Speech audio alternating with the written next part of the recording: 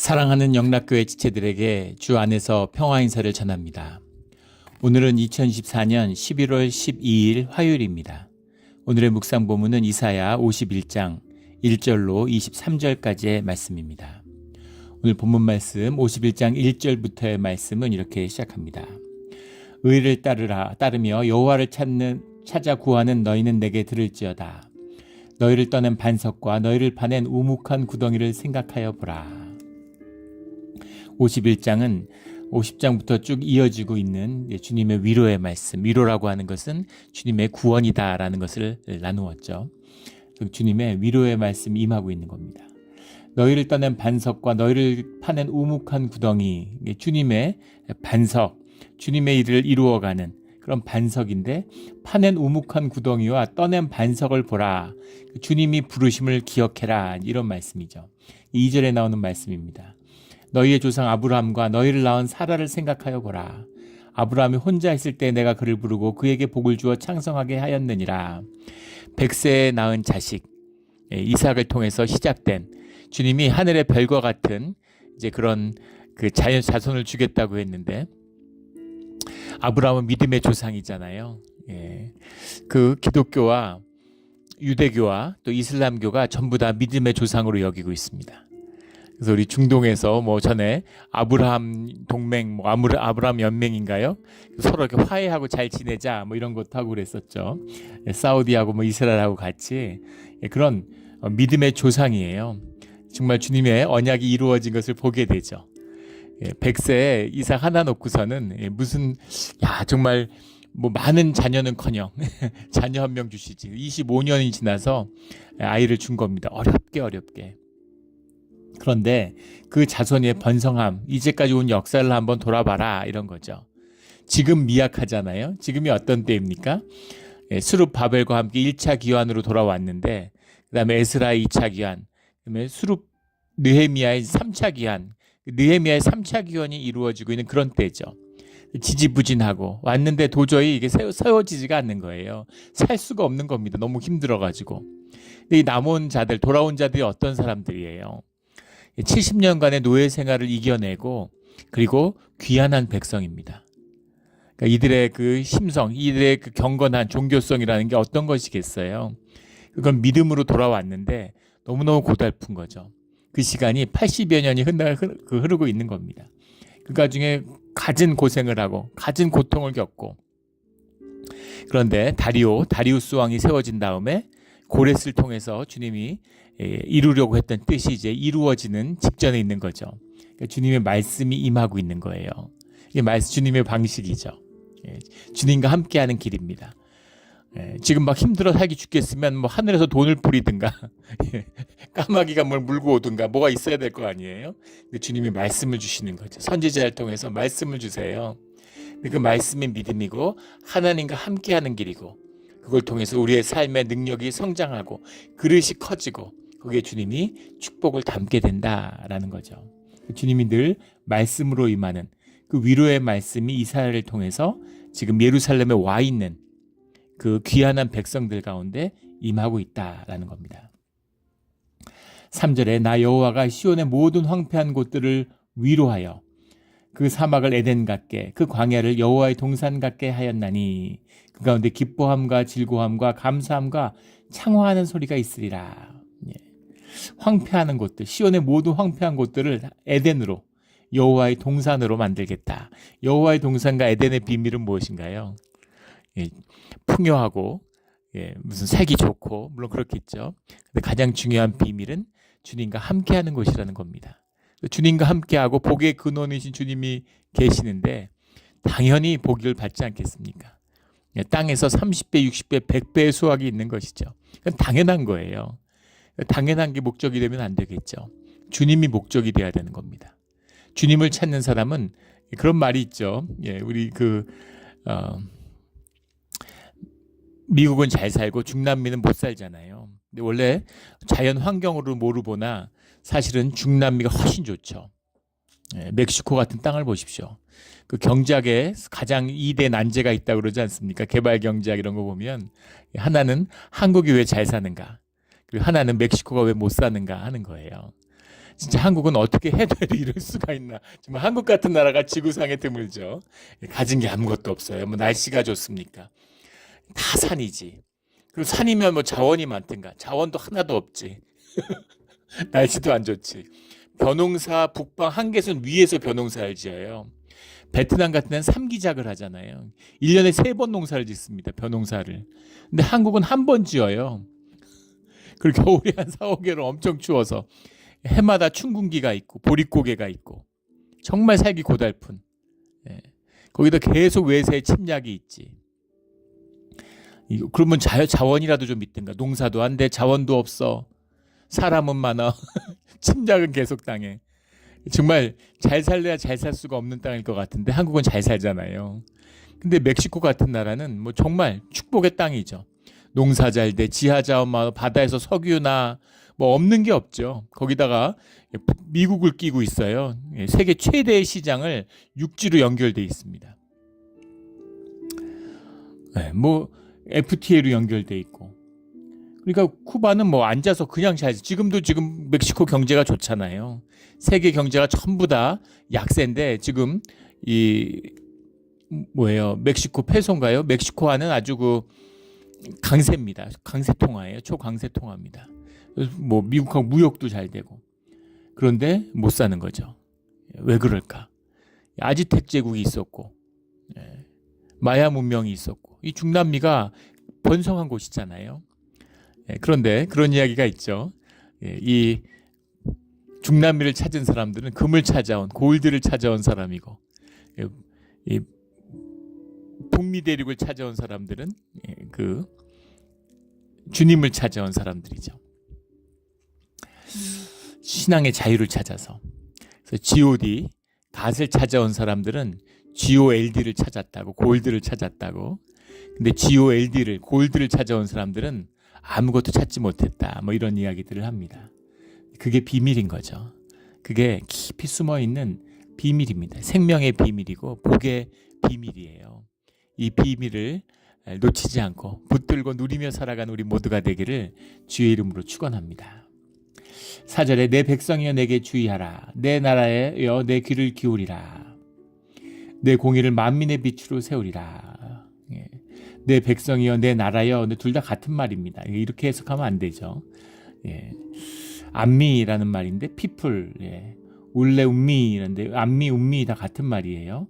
내 백성들, 내 백성들, 내 백성들아, 내 백성들아 귀를 기울여라. 내 공의를 만민의 빛으로 세우리라. 근데 내 정확한 해석은 내 공의가 만민에게 빛과 같이 위로가 된다. 이 세우리라라고 하는 말이 아리기아라는 말인데 아리기아라는 말이 rest, 위로예요. 그러니까 나의 공의가 마치 빛이 임하는 것처럼. 요새 우리도 이제 겨울이 와서 오후 시간에는 참 몬트레가 기가 막힌 날씨죠. 1년 내내 날씨가 아마 오후 2시를 기준으로 하면 1년 내내 똑같을 것 같아요. 그래서 오후에는 따뜻하죠. 겨울에도 뭐 보고 바닷가에 사람들 수영복 입고 있는 사람들 이런 사람들도 보이고. 그런데 해가 지면 춥죠. 해가 진 상태에서 보면 확실히 겨울은 겨울이구나 이런 걸 느끼죠. 그런 것처럼 빛이 이렇게 나오니까 아침에 오면 막 추워요. 근데 빛이 나오면 이렇게 따뜻하고 좋을 수가 없습니다. 그래서 기가 막히죠. 그 빛처럼 주님의 공의가 빛처럼 너희를 위로한다라는 거죠. 공의가 무슨 위로가 돼? 그거는 힘을 가지고 뭐 돈을 가지고 세력을 가진 사람들의 이야기죠. 가난하고 힘이 없고 그런 사람들은 공의가 공정한 재판이 공정한 법이 위로가 되고 살아갈 희망이 되는 거죠. 자연이 힘들어서 살기 힘든 사람이 어디 있습니까? 지구 온 곳 사람들 다 잘 살잖아요. 어디가나 다 사는데. 사람들이 문제인 거예요. 사람들이 불의를 행하고 빼앗고 수탈하고 약탈하고 계급을 만들어가지고 막 괴롭히고 이런 것이 문제인 거죠. 그 안에 공의가 주님의 공의가 정의가 바로 쓰게 되면 그러면 그곳에 마치 빛이 임하는 것처럼 모든 사람의 빛이 임하는 것처럼 주님을 위로가 된다 이런 이야기죠.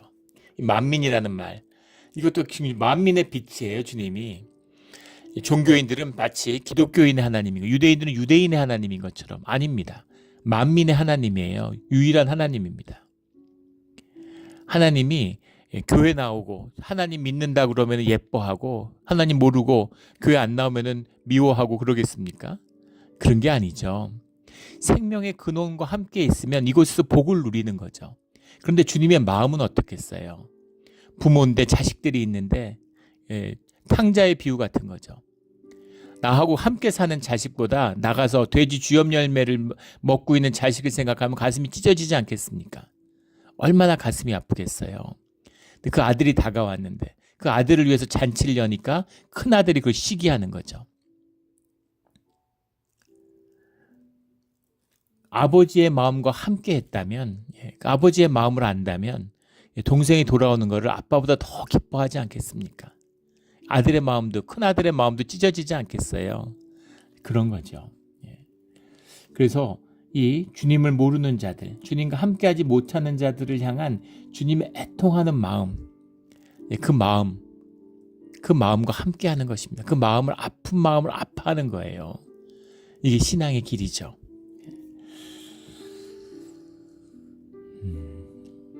그래서 그 아픈 사람들, 부족한 사람들과 함께 나누는, 이게 교회잖아요. 마음에 맞는 사람들끼리 짝짝꿍이 돼서 잘 지내는 게 교회가 아닙니다. 아프고 맞지 않고 용납하기 힘들고 그런 사람을 성령 안에서 주님이 주신 성령의 마음으로 품고 하나 되는 것, 이것이 교회죠. 우리 그런 주님의, 만민의 빛이신 주님이 우리에게 위로가 되는 또 그런 교회를 이루는 우리의 삶의 자리가 되기를 주의 이름으로 축원합니다. 5절에 내 공의가 값받고 내 구원이 나갔은즉 내 팔이 만민을 심판하리니 섬들이 나를 앙망하여 내 팔에 의지하리라. 주님의 공의가 세워지고 복음의 말씀이 선포되는 곳에 주님의 심판이 함께하는 겁니다. 이게 공의예요. 그래서 믿음의 사람들은 심판을 기다리는 겁니다. 근데 믿음이 없는 사람들, 세상에 속한 자들은 심판이 제일 두렵죠. 현상을 갖고 현상이 전부인데 현상이 무너지니까 그게 제일 두려운 거죠. 생명의 사람들은 그래야 생명의 이 길이 열리니까. 일제시대 생각해 보세요. 친일파들은 일제시대가 끝나는 게 제일 두렵죠. 거기서 뭐 공작받고 자작받고 막 땅 받고 떵떵거리며 살았는데 일제의 지배가 무너지면 뭐가 됩니까? 그게 제일 두려운 거죠. 하지만 대한민국의 백성이라면 그게 제일 목표잖아요. 일제가 심판을 받고 일제시대가 제국주의가 끝나는 것이 그게 해방이고 기쁨이 되는 거죠. 그것이 정의고 그것이 공의가 되는 거죠. 그 심판을 기다리는 겁니다. 주님의 심판이 임해야 되는 것이죠. 우리 심판 가운데 주님의 공의가 정말 강물처럼 샘솟는 그런 우리의 삶의 자리가 되기를 간절히 주의 이름으로 축원합니다. 6절에 너희는 하늘로 눈을 들며 그 아래의 땅을 살피라. 하늘이 연기같이 사라지고 땅이 옷같이 헤어지며 하루살이같이 거기에 사는 자들이 죽으려니와 나의 구원은 영원히 있고 나의 공의는 폐하여지지 아니하리라. 영원히 계시는 주님, 현상의 세계라고 하는 건 다 연기같이 사라진다는 거죠. 그러나 우리 본질의 세계는 영원하다. 이 세계를 살아야 되는 거죠. 세상을 사는 이유, 예수님이 정확히 말씀해 주셨어요. 세상살이라는 게 뭐냐? 사람들에게 보이는 것이다. 이렇게 말씀하셨죠. 보이려고 사는 거예요. 떵떵거리려고, 높아지려고. 우리가 영을 받았기 때문에 연합해야 되는 거죠. 하나 돼야 돼요. 근데 혈육을 가지고서 단절돼 있고 분열하는 거죠.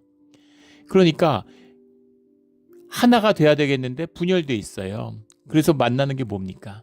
가짜로 연합하는 거죠. 예전에 뭐 동창회, 향후회 뭐 이런 걸로 모이더니 요즘엔 그런 건 주춤하고 요새는 SNS가 발달하니까 훨씬 더 가짜잖아요. 그게 너무 좋은 거죠. 육체로 만날 일이 없으니까. 정서나 감정으로 부딪힐 일이 없으니까. 그런데 서로 연결되어 있다고 서로 속이고 그런 뭐 온라인 가상의 공동체, 그래서 거기서 자기 자랑 시컨하고 SNS에서 자기 자랑하기 위해서 온갖 짓을 하는 거죠. 사진 찍어서 올리고 사진 찍어서 올리고 나의 심령으로 내가 어느 자리에 가면 그곳에서 만나는 나를, 주님을 만나지 않으면 그게 안 되잖아요. 깊이 자신의 심령을 누리고 만나는 거죠. 다 나를 만나는 길이잖아요. 주님을 만나는 길이기도 하고. 근데 그런 게 없어요. 예. 가서 현상을 막 찍어서 자랑하는 겁니다. 계속 사진 찍어서 올려야 되는 거죠. 휴대폰에 또 그 전 카메라 기능이 얼마나 고도로 발전해. 왜 이렇게까지 카메라 기능을 달아야 되나. 근데 계속 찍어서 올려야 되는 겁니다. 그리고 나중에 보면은 이게 뭐 어딘지도 이게 어디야? 이렇게 되는 거죠. 기억은 없어요. 예, 그곳에 나는 없었습니다. 그래서 나의 껍데기가 있었던 거죠. 사진만 잔뜩 찍어서는 나중엔 그게 어딘지도 알지 못하는 그런 삶을 살고 있어요.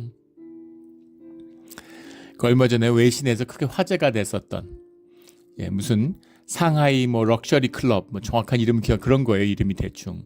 근데 한 기자가 탐사 기자가 그 커뮤니티 안에 들어간 겁니다. 부자인 척하고. 근데 그 모인 애들이 다 사실 애들이라는 거죠. 젊은 20, 30대 청년들. 그런데 돈을 모아서 조합같이 돼가지고 같이 뭐 100명, 뭐 50명, 100명 이렇게 해가지고 출자를 한 다음에 돈을 십시일반으로 모으는 거죠. 그래서 비싼 호텔, 비싼 식당 이런 거를 예약을 한다는 거예요. 그래서 비싼 호텔에 막 스위트룸 이런 걸 얻어서 가가지고 시간을 딱 정해가지고 한 사람당 5분씩 10분씩 시간을 줘갖고 그 시간대에 와서 거기서 잔 것처럼 사진을 막 찍는다는 거예요.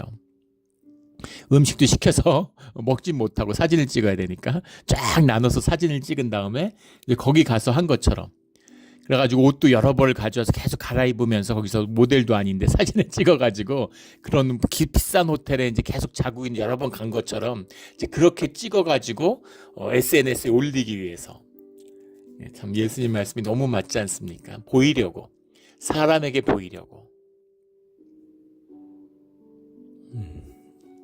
너무 비참하죠. 근데 가슴이 아프더라고요. 청년들이 호연지기가 꺾이고 생명의 기운이 꺾여가지고 세상에 짓눌려서 그러고 사는 거예요. 너무 비참하지 않습니까? 너무 불쌍하잖아요. 우리 막내도 지금 대학 지원을 준비하고 있는데 그런 얘기를 해요. 친구들이 다 공포에 떤다는 거예요. 두려움에 떤답니다. 뭘 좋아하는지 뭘 해야 하고 싶은지도 모른다는 거죠. 그런데 세상이 두렵고 막 겁을 주니까. 그리고 선생님들이 왜 그러는지 모르겠는데 들어와가지고 무슨 책자 같은 거 발간한 거, 대학 순위 같은 거 알려주고, 뭐 무슨 대학 나오면 뭐 연봉이 얼마다 이러고, 또 무슨 직업 가지면 졸업하면 연봉이 얼마다. 제가 그걸 하고 싶은데 두려워서 그걸 못 한다는 거예요. 연봉이 낮다니까. 거기에 취직이 될지 그런 일을 하게 될지 지금 17, 8살 된 애들이 말이 됩니까? 진짜 나쁜 세상, 나쁜 어른들이죠. 그 어른들은 왜 그러겠어요? 자기들도 세상에 쏘가서 살기 때문인 거죠.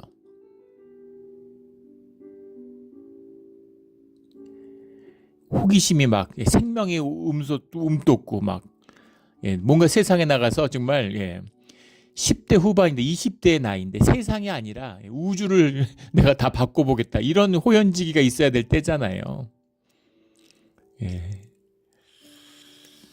자, 그런데 자기 먹고 사는 걸 두려워. 이게 생존에 짓눌리니까 생명의 기운이 꺾여버린 것이죠. 세상의 노예가 된 거예요. 우리가 다 그랬잖아요. 주님과 함께하는 주님 안에서 그 멍에를 벗기는 주님의 말씀을 만나기 전까지는 자유로움이란 건 없는 겁니다. 세상이 잔인해요. 너무너무 잔혹하죠. 평생 겁주고 어른들도 벌벌 떨잖아요. 은퇴하면 어떻게 사나. 은퇴한다면 살아가는 방법 때문에 평생 돈 쌓아야 된다고. 제대로 쓰지도 못하고. 나라는 그 사람들도 속여가지고 국민연금 뭐 이런 거 만든다고, 소셜 시큐리티 만든다고 계속 인플레를 조정하면서 돈 찍어내서 사람들 돈은 다 뺏어가고. 약탈이죠. 사실은 이거는 너무 악합니다. 1년에 캘리포니아에서 12개월을 살면은 7개월치를 뺏어가는 거예요. 세금으로.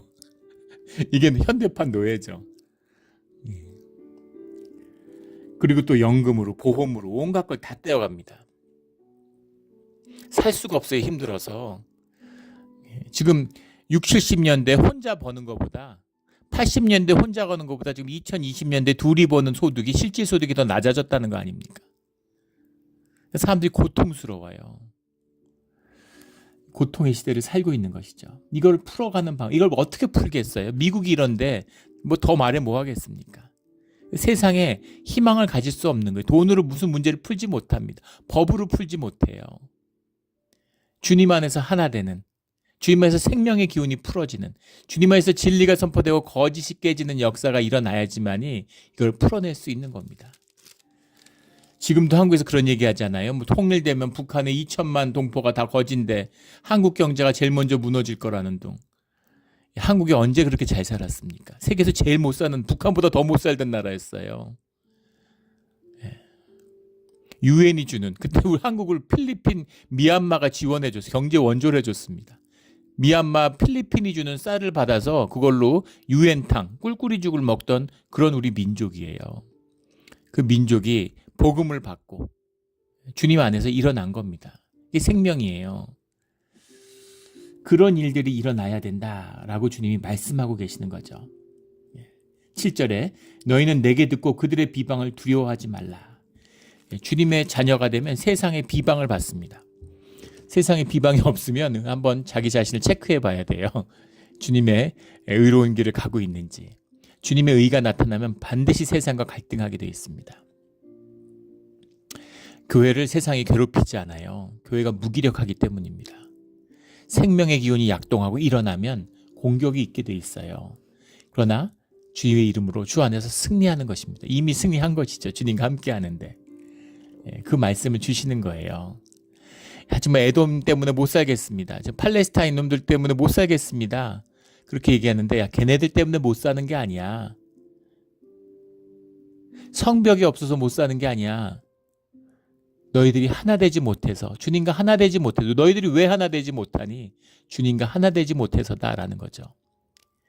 함께 마음을 모으면 52일이면 재건할 수 있는 성벽을 80년 동안 못 세우고 다 벌벌 떠는 거예요. 자기 집을 지켜야 되니까, 내 가족을 지켜야 되니까. 함께 힘을 모아서 성벽을 쌓을 수가 없는 것이죠. 팔레스타인이 좀 안 세워주나, 바벨론이 좀 안 세워주나, 뭐 이러고 있는 것이죠. 니들이 세울 수 있어. 니들이 세워. 주님이 이렇게 말씀하시는 겁니다.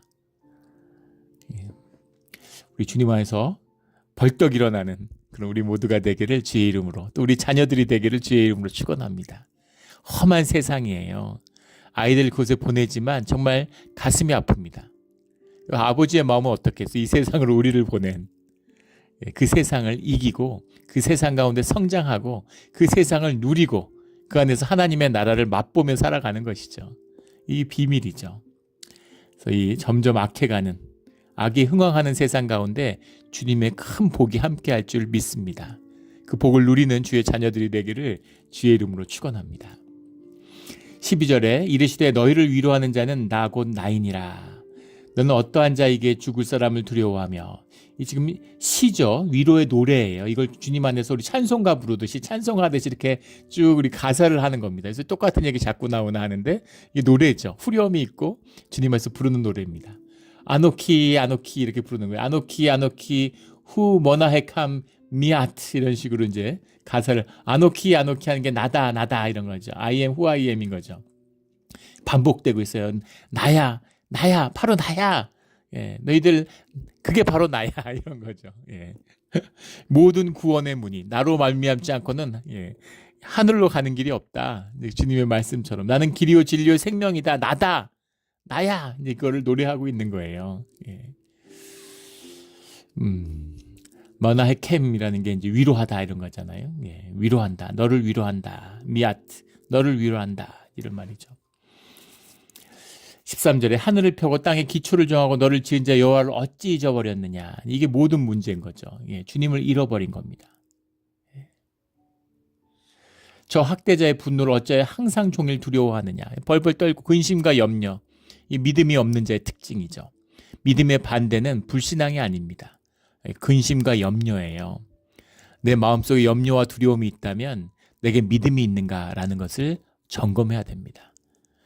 믿음이 있고 주님이 잘해주시겠지. 그러면 평안을 얻죠. 근데 그걸 내가 하려는, 잘 들여다보세요. 두려움과 근심은 그 안에 내가 해결해야겠다는 마음. 내가 이렇게 하면 안 될까? 내가 저렇게 했어야 되지 않을까?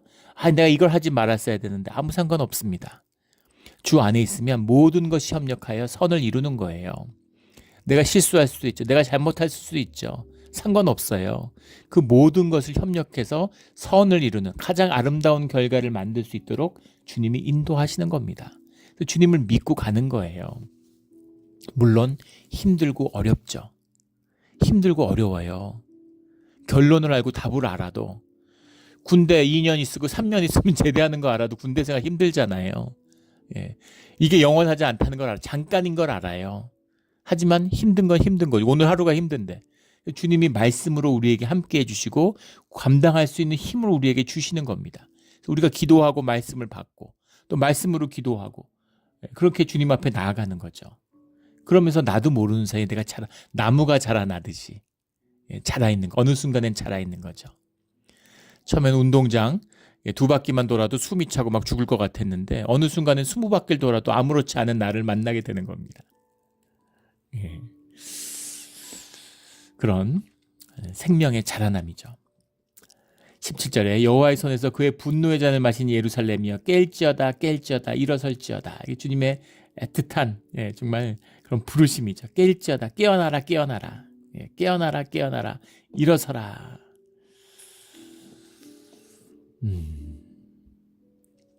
21절에 그러므로 너 공고하고 포도주가 아니라도 취한 자여 이 말을 들으라.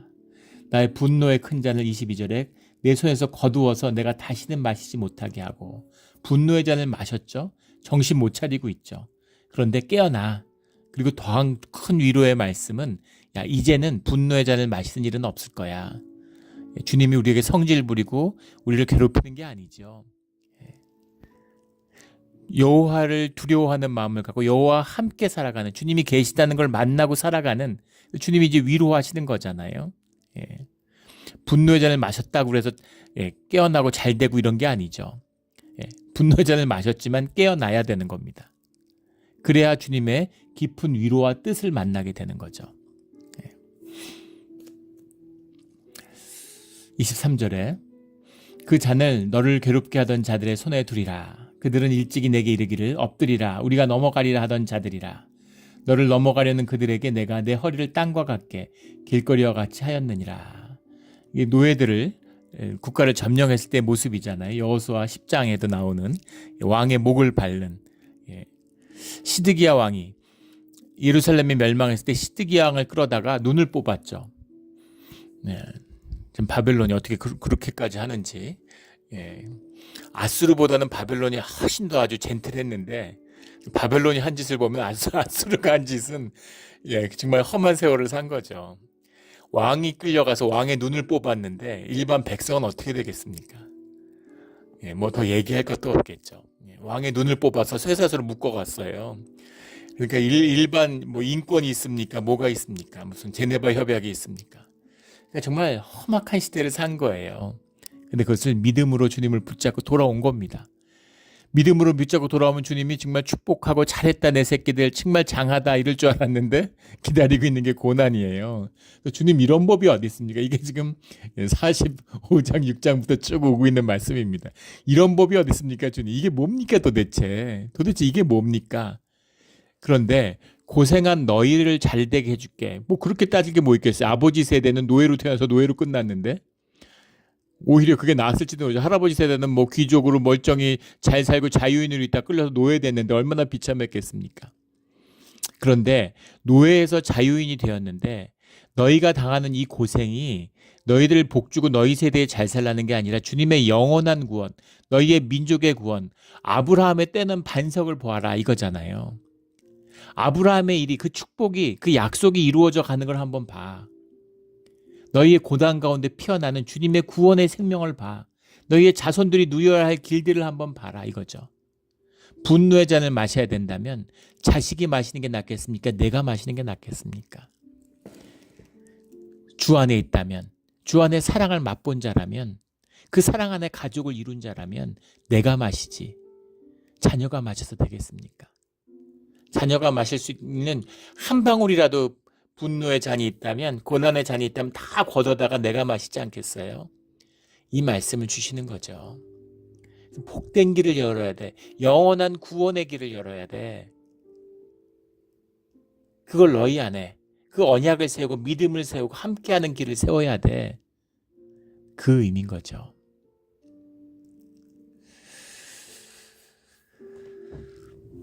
우리 이 축복을, 이 구원의 복을, 이 말씀을 영원히 붙잡음으로 정말 깊이 뿌리내는 생명의 나무와 같이 자자손손이 30배, 60배, 100배의 성과를, 그 이상을 먹고 누리며 거기에 멍해가 되고 굴레가 되고 그것에 종로를 타는 것이 아니라 다스리는 왕과 같은, 제사장과 같은 자유함으로 살아가는 주의 자녀가 되기를 예수 그리스도의 이름으로 축원합니다. 아멘. 기도하겠습니다. 하나님 아버지 감사합니다. 우리가 현상을 바라보면 숨이 막히고 현상을 바라보면 두렵고 근심에 차지만 주님의 말씀을 받을 때 우리 마음에 평강과 기쁨을 주시니 감사합니다. 주님과 함께 고난의 바다를, 바다 위를 걸어가는, 주님을 바라보며 바다의 위를 걸어가는 생명의 자녀가 되게 하여 주시옵소서. 감사하며 예수 그리스도의 이름으로 기도드렸습니다. 아멘.